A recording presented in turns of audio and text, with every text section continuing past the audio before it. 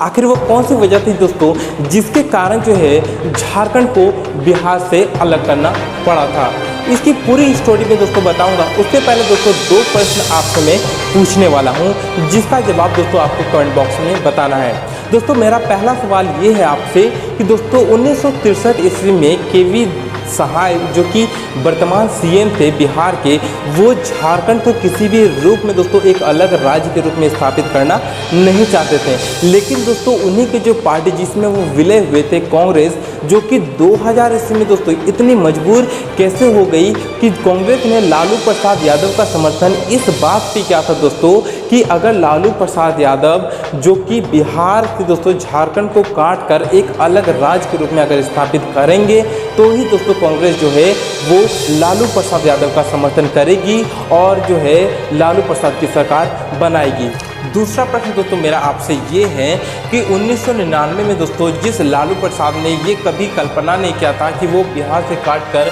झारखंड को एक अलग राज्य के रूप में स्थापित करेंगे, वही लालू प्रसाद यादव दोस्तों सन 2000 में इतना मजबूत कैसे हो गया? कौन से दोस्तों उन्हें सत्ता की इतनी बड़ी दोस्तों लालच होगी कि वो जो है बिहार से झारखंड को काटकर एक अलग राज्य के रूप में स्थापित करने को राजी हो गए दोस्तों। तो ये दोस्तों जो दो प्रश्न, इसकी जवाब दोस्तों आप कमेंट बॉक्स में हमें जरूर बताइएगा। अगर आप इस वीडियो को पूरी देखते हैं तो आपको पूरी स्टोरी समझ में आ जाएगी।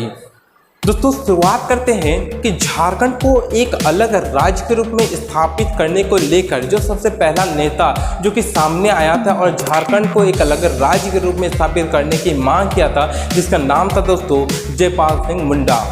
दोस्तों जयपाल सिंह मुंडा का जो जन्म हुआ था वो हुआ था 3 जनवरी 1903 ईस्वी को खूंटी जिला में, जो कि रांची के सामने का एक छोटा सा जिला है। दोस्तों ये जो जयपाल सिंह मुंडा जी थे ये दोस्तों ऑक्सफोर्ड यूनिवर्सिटी से अपनी डिग्री हासिल कर चुके थे और ये खेलकूद में काफ़ी अच्छे थे और भारतीय हॉकी जो 1928 में हॉकी वर्ल्ड कप हुआ था उसमें ये भारतीय हॉकी टीम के कप्तान भी रह चुके थे। साथ में मेजर ध्यानचंद जो कि हॉकी के जादूगर के रूप में जाने जाते थे, इनके काफ़ी करीबी थे। इन्होंने दोस्तों सबसे पहले 1929 में अंग्रेजी सरकार के सामने झारखंड को जो है बिहार से काट कर एक अलग राज्य के रूप में स्थापित करने को लेकर सबसे पहले आवाज़ उठाई। उस वक्त दोस्तों साइमन कमीशन ने ये बात ठुकरा दी कि नहीं, हम लोग बिहार से झारखंड को काटकर एक अलग राज्य के रूप में स्थापित नहीं कर सकते थे। दोस्तों चूँकि जो जयपाल सिंह मुंडा जी थे वो ये सोच ही लिए थे, पूरी रूप से ठान लिए थे कि कुछ भी हो जाए पर हम लोग जो है झारखंड को एक अलग राज्य का दर्जा दे के ही रहेंगे। तो उन्होंने क्या किया कि 1939 में आदिवासी महासभा का गठन कर डाला। दोस्तों मैं आपको बता दूं कि जो जयपाल सिंह मुंडा जी थे ये आदिवासी महासभा के प्रमुख नेता थे और ये जो है झारखंड आंदोलन के भी प्रमुख नेता थे। दोस्तों जयपाल सिंह मुंडा जी ने 1939 में आदिवासी महासभा का गठन किया और इसके बाद दोस्तों जैसे ही देश आज़ाद होता है और भारत के पहले प्रधानमंत्री बनते हैं जो कि पंडित जवाहरलाल नेहरू होते हैं, तो वो जो है 1949 में पंडित जवाहरलाल नेहरू जी के पास चले जाते हैं और वहाँ जाके पंडित जवाहरलाल नेहरू जी को समझाते हैं कि देखिए हमें जो है बिहार से काटकर झारखंड एक अलग राज्य के रूप में चाहिए। तो पंडित जवाहरलाल नेहरू जी पूछते हैं भाई ऐसा आप क्यों चाहते हैं, क्यों, आखिर ऐसी कौन सी बात है कि आप जो है झारखंड को बिहार से काटकर एक अलग राज्य के रूप में बनाना चाहते हैं।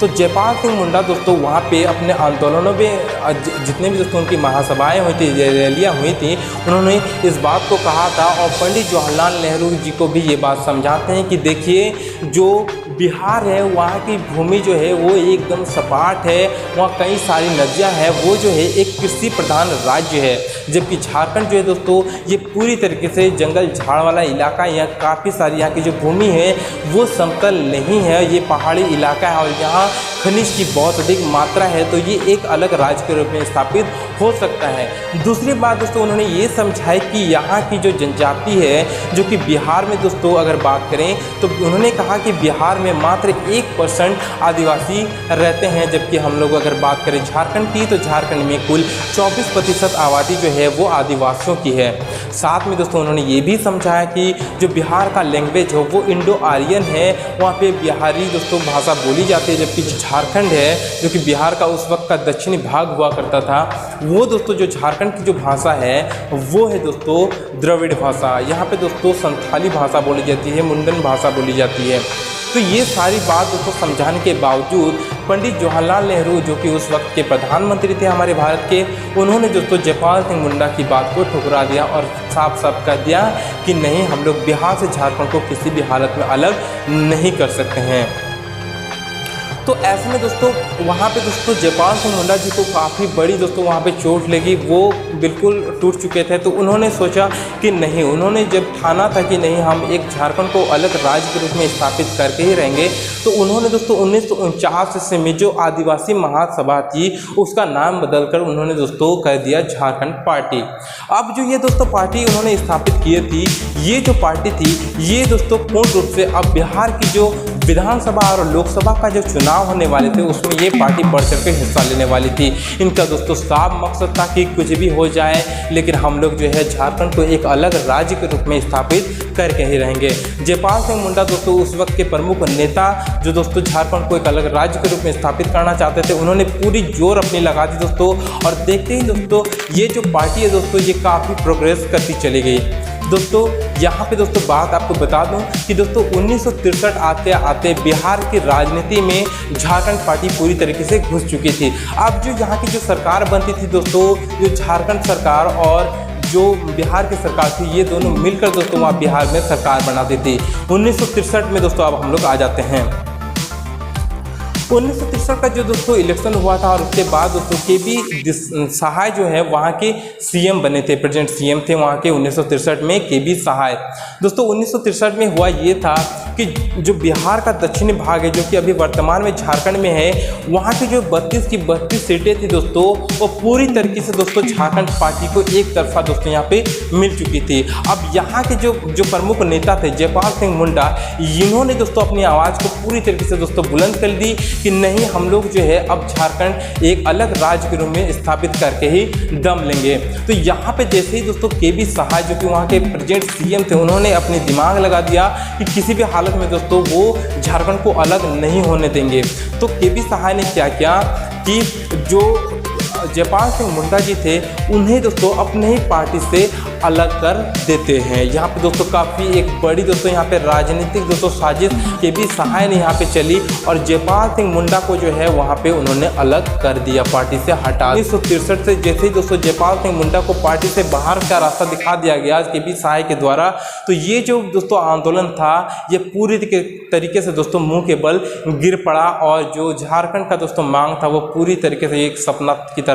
रह गया। और दोस्तों मैं बता दूं कि जो 1963 से दोस्तों जैसे दोस्तों झारखंड पार्टी दोस्तों अलग हुई उस पार्टी से, तो यहाँ पे दोस्तों ये हो गया कि जो केबी सहाय की जो सरकार थी वो भी गिर जाती है। और 1963 से लेकर दोस्तों जो 1970 का दशक था, इसमें दोस्तों बिहार में कुल मिलाकर दोस्तों 7 मुख्यमंत्री बनते हैं। कुल मिलाकर दोस्तों जी बिल्कुल आपने सही सुना, यहाँ पे दोस्तों जो बिहार की राजनीति थी वो पूरी तरीके से दोस्तों चरमरा सी जाती है। और यहाँ पे दोस्तों कुल मिलाकर 1963 से 1970 के दशक में 7 मुख्यमंत्री बनते हैं दोस्तों। यहाँ पे दोस्तों जो झारखंड की जो बनने की मांग थी 1963 से 1970 में पूरी तरीके से दोस्तों तहस नहस हो चुकी थी और बिल्कुल इसकी जो झारखंड की जो दोस्तों मांग थी ये पूरी तरीके से दब चुकी थी 1963 से 1970 के तक। यहाँ पे दोस्तों क्या होता है 1972 में एक और प्रमुख नेता दोस्तों जिन्होंने अपनी आवाज़ को बुलंद करते हुए दोस्तों सामने आते हैं, जिसका नाम था दोस्तों शिबू सोरेन, जिसे दोस्तों आप लोग आज भी देख सकते हैं। और इनकी दोस्तों अभी इन्हीं की बेटी की अभी प्रेजेंट में सरकार चल रही है, यानी कि दोस्तों अभी हम लोग बात कर रहे हैं सीएम हमारे अभी जो है हेमंत सोरेन जी की, जो कि शिबू सोरेन के ही बेटे हैं और अभी दोस्तों 2020 में उन्हीं की सरकार है। दोस्तों 1972 में क्या हुआ था कि जो शिबू सोरेन जी थे उन्होंने एक अलग पार्टी यानी कि झारखंड मुक्ति मोर्चा की स्थापना करते हैं जेएमएम की। इसके बाद दोस्तों क्या होता है कि जेएमएम भी यही सोचती है कि हम जो है किसी भी हालत में झारखंड को एक अलग राज्य के रूप में स्थापित करेंगे। जो जयपाल सिंह मुंडा के दोस्तों जो नेतृत्व में जो पार्टी झारखंड पार्टी खड़ी हुई थी उसे देखते हुए यहाँ पे जो शिबू सोरेन जी हैं, उन्होंने जेएमएम की स्थापना की थी। और जो शिबू सोरेन जी थे वो काफ़ी हद तक दोस्तों जयपाल सिंह मुंडा जी को बहुत ज़्यादा मानते भी थे और उन्हीं के मार्गदर्शन पर दोस्तों चलते हुए ये जो जेएमएम की पार्टी है ये बिहार की राजनीति में उतर जाती है। यहाँ पे दोस्तों जैसे ही जेएमएम बिहार की राजनीति में उतरती है काफ़ी अच्छा दोस्तों यहाँ पे उन्हें सपोर्ट मिलता है, क्योंकि दोस्तों एक बात बता दूँ कि जो बिहार का दक्षिणी भाग है, मैं आपको बार बता रहा हूँ, वो अभी जो झारखंड है वो आदिवासियों का इलाका है। और वो दोस्तों जो पूरी झारखंड की दोस्तों जो दक्षिणी भाग है वो पूरी तरीके से किसी भी झारखंड के किसी भी जो नेता जो कि झारखंड की मांग करते थे उसे पूर्ण रूप से दोस्तों यहाँ पे सपोर्ट करती थी। तो यहाँ पे क्या हुआ दोस्तों कि जो शिबू सोरेन की जो पार्टी थी जेएमएम, ये बिहार की राजनीति में जो है वो घुस जाती है और देखते ही देखते यहाँ पे क्या होता है कि बिहार की दोस्तों जो सरकार थी उसके साथ मिला के काम करती है 1995 में। 1995 से दोस्तों जो 2000 का साल है ये काफ़ी दोस्तों ट्विस्ट भरा रहा। यहाँ पे दोस्तों क्या हुआ कि जो लालू प्रसाद यादव थे उन्होंने दोस्तों शिबू सोरेन से ये वादा किया था कि अगर हम लोग सरकार बनाते हैं तो झारखंड को एक अलग राज्य के रूप में स्थापित कर देंगे। ये बात है दोस्तों 1998 की। यहाँ पे दोस्तों क्या होता है, लालू प्रसाद यादव पूर्ण तरीके से जो शिबू सोरेन जी हैं उन्हें सपोर्ट करते हैं और ये कहते हैं कि नहीं, हम लोग जो आपको पूरी सहायता करेंगे और झारखंड को दोस्तों बिहार से अलग करके एक अलग राज्य के रूप में आपको स्थापित करके देंगे और वहाँ पे आपकी सरकार बनेगी। लेकिन जैसे दोस्तों 1999 आता है, यहाँ पे दोस्तों पूरी तरीके से लालू प्रसाद यादव जो है वो पलटी मार जाते हैं और ये बोल देते हैं कि नहीं। उस समय दोस्तों बता दूं कि 1999 राबड़ी देवी की सरकार थी जो कि उनकी पत्नी भी है। तो वहाँ पे दोस्तों वो काफ़ी जोर शोर से प्रचार करते हैं और अपनी जितने भी महासभाएं जितनी भी रैलियाँ होती थी लालू प्रसाद यादव की, उसमें वो जोर शोर से ये बात कह देते थे कि नहीं, हम लोग कुछ भी हो जाए लेकिन बिहार से झारखंड को काट कर अलग नहीं करेंगे और ना ही झारखंड कभी बनने देंगे। ये झारखंड जो है वो बिहार का ही एक भाग हमेशा से रहेगा। ट्विस्ट तो दोस्तों तब आता है जब 2000 ईस्वी में जैसे ही इलेक्शन होते हैं उसका जब नतीजा आता है तो जो लालू प्रसाद यादव की जो आंखें वो चौंधी की चौंधी रह जाती है और उन्हें कुछ भी समझ में नहीं आता। दोस्तों यहाँ पे ये होता है कि जितने भी जो पार्टियां थी जिन्होंने 2000 ईस्वी में जो विधानसभा चुनाव हुआ था बिहार में, उस वक्त दोस्तों बिहार में बता दो कि 324 सीटों पर दोस्तों उस वक्त बिहार में इलेक्शन होते थे। अभी दोस्तों 243 के आसपास दोस्तों सीटों पर बिहार में इलेक्शन होते हैं, विधानसभा चुनाव होते हैं। लेकिन दोस्तों उस वक्त क्योंकि झारखंड भी उसमें शामिल था तो उस वक्त दोस्तों 324 सीटों पर वहाँ पे विधानसभा इलेक्शन होते थे। यहाँ पे दोस्तों 2000 में जब इलेक्शन हुए थे बिहार में विधानसभा की, इसके बाद जो नतीजे आए थे इसमें दोस्तों किसी भी पार्टी को पूर्ण बहुमत नहीं मिली थी। यहाँ की दोस्तों जो बिहार की सरकार जो प्रेजेंट में थी उसे भी दोस्तों पूर्ण रूप से जो है बहुमत नहीं मिले थे। इसके पीछे कारण ये था दोस्तों क्योंकि 1999 से 2000 के बीच था, इसमें दोस्तों कई सारे भ्रष्टाचार के आरोप में दोस्तों लालू प्रसाद यादव का नाम आ चुका था। इतने सारे भ्रष्टाचार के कारण दोस्तों उनका नाम दोस्तों बहुत ज़्यादा उछला था, जिसके कारण जो है उन्हें पूर्ण बहुमत भी नहीं मिला था। अगर बात करें दोस्तों 2000 के बिहार विधानसभा चुनाव के रिजल्ट की, तो यहाँ पे दोस्तों बीजेपी की जो है दोस्तों 67 सीटें मिली थी, जबकि आरजेडी को दोस्तों 124 सीटें मिली थी, जेएमएम को 12 सीटें मिली थी, कांग्रेस को 23 सीटें मिली थी। बाकी दोस्तों जितने भी अलग पार्टियां हैं बाकी सीटें जो हैं उन्हें मिली थी। यहाँ पे दोस्तों लालू प्रसाद यादव को किसी भी हालत में दोस्तों अपनी सरकार बनानी थी, क्योंकि राजनीति में दोस्तों क्या मज़ा है उन्हें समझ में आ चुकी थी इस वक्त तक। तो लालू प्रसाद यादव किसी भी हाल में जो है अपनी पार्टी की सरकार बनाना चाहते थे। दोस्तों लालू प्रसाद यादव किसी भी हाल में बनाना तो चाहते थे, लेकिन उन्हें उतनी बहुमत नहीं मिली थी कि वो जो है अपनी सरकार अकेले दम पर बना सकें। तो ऐसे में दोस्तों जेएमएम जो है उन्हें तो अपनी जितनी भी सीटें थी वो बेचने से तो इनकार कर देती है। तो वो क्या करती है, समर्थन नहीं देती है जेएमएम। तो जो लालू प्रसाद की जो पार्टी है वो क्या करती है, कांग्रेस के पास जाती है। अब दोस्तों यहाँ पे ट्विस्ट ये आता है कि कांग्रेस दोस्तों किसी भी हाल में ये, क्योंकि दोस्तों कांग्रेस ये भी चाहती थी कि बिहार में भी उसका राज्य चले और अगर झारखंड अलग बन जाती है तो झारखंड में भी उसका राज चलेगा। तो कांग्रेस दोस्तों यहाँ पे बहुत ही अच्छे से दोस्तों वहाँ पे दिमाग लगाती है और ट्विस्ट वहाँ पे पैदा कर देती है। वो लालू प्रसाद यादव के सामने इस बात की दोस्तों शर्त रख देता है कि अगर हम,